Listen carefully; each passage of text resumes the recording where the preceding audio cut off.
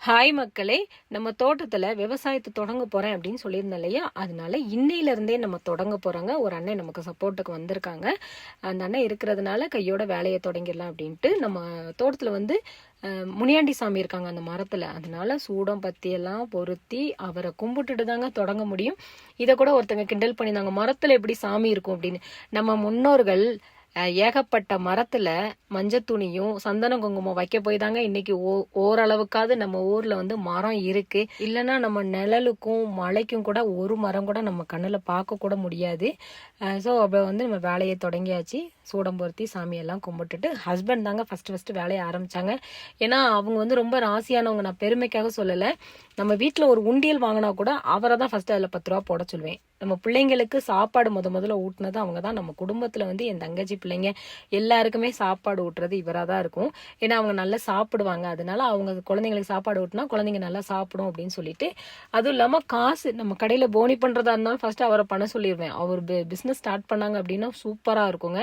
கைராசியான ஒரு ஆள் அப்படின்னா என் ஹஸ்பண்ட் வந்து ரொம்ப கைராசியான ஆள். அதனால அவங்களே தொடங்க சொல்லியாச்சு. எப்படியும் நமக்கு ஒரு 10-15 நாள் ஆயிருங்க. இந்த ஆடி மாதம் முடிகிறதுக்குள்ளே விதையை போட்டுடலாம் அப்படின்னு சொல்லிட்டு. ஏன்னா ஆடி மாதம் இந்த விதை நடுறதுக்கு வீடு வாசல் கட்டுறதுக்கு எல்லாமே நல்ல மாதம் அப்படின்னு சொல்லுவாங்கல்ல. அதனால தான் நம்ம டக்குன்னு தொடங்கியாச்சு. மழை இருக்க தான் செய்து, இருந்தாலும் இந்த மழையோட நம்ம வேலையை பார்த்தோம் அப்படின்னா விதை போட்டுடலாம். நானும் அந்த அண்ணன் கூட இன்னைக்கு ஃபுல்லாக இருந்து கூட மாட ஹெல்ப் பண்ணணுங்க. ஏன்னா ஹஸ்பண்ட் வேலைக்கு போயிடுவாங்களா. அதனால நானும் ஒரு ரெயின் கோட்டை போட்டுட்டு அவங்க கூடயே நின்று வேலையெல்லாம் பார்த்துடணும். எப்படியாவது நம்ம தொடங்கணும் அப்படின்னு ஒரு வேலையை நினைச்சிட்டோம் அப்படின்னா அதை முடிச்சிடணுங்க. இல்லைன்னா எனக்கு தூக்கமே வராது. யோசித்துக்கிட்டே இருப்பேன். நம்ம அந்த வேலையை தொடங்கணும்னு நினைச்சோமே, அது எப்போ பண்ணுவோம், எப்போ ஸ்டார்ட் பண்ணுவோம், எப்போ முடிப்போம், இந்த மாதிரியே என் மண்டைக்குள்ள வந்து ஓடிக்கிட்டு இருக்கோம்.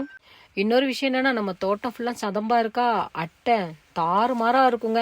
இப்போ எனக்கே காலில் எத்தனை அட்டை ஏறி இருக்கு அப்படிங்கிறது தெரில. இந்த காத்து மலையில கடையில் போய் சும்மா தான் உட்காந்துட்டு இருக்கணும். பிஸ்னஸும் பெருசாக இருக்காது, டூரிஸ்ட்டும் அந்த அளவுக்கு வர்றதில்ல. அதனால தோட்டத்து வேலையவாது நம்ம உருப்படியாக செய்வோம் அப்படின்னு சொல்லிட்டு தான் நான் அப்படியே வீட்டில் வந்து இருந்துட்டேன். நான் சொன்ன மாதிரியே பாருங்க, என் காலில் ஒரு அட்டை ஏறி இருக்கா. அட்டை ஏறும்போது நமக்கு தெரியாதுங்க, அது நம்மளை கடிச்சு ரத்தம் வரும் பார்த்தீங்களா, அப்போதான் நமக்கு அதோட வலியே தெரியும். அது வரைக்கும் நமக்கு வலிக்காது பாருங்க. எப்படி ஊந்து போகுது பார்த்தீங்களா, அதுக்கு நம்ம காலில் உள்ள இந்த நம்ம வாடை வந்து அதுக்கு தெரியுமா. கொஞ்சோண்டு உப்பு போட்டோம்னா அந்த செகண்ட்ல செத்துரும்.